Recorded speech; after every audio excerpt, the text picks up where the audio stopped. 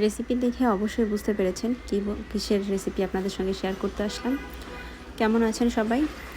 আজকে হচ্ছে উস্তাবাজি রান্না করেছি ছোট চিংড়ি মাছ দিয়ে। রোজার মাসে কিন্তু এই উস্তাবাজি, তারপর সবজি, নর্মাল সবজি এগুলাই কিন্তু বেশ লাগে খেতে। সারাদিন রোজা রাখার পরে ওই মাছ মাংস আর খেতে ভালো লাগে না।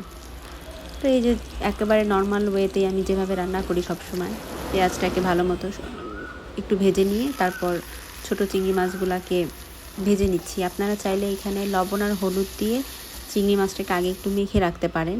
তো আমি আর সেটা করি নাই, আমি একবারে তেলের উপরে দিয়েই লবণ হলুদ সব কিছু দিয়ে একটু করে ভেজে নিলাম।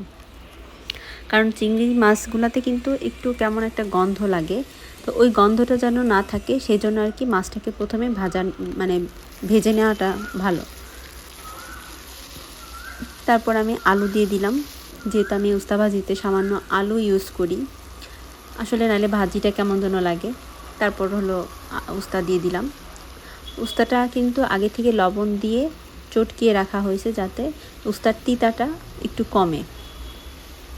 তারপরে এই যে ভালো মতো উপর নিচ করে মেখে নেওয়া হচ্ছে।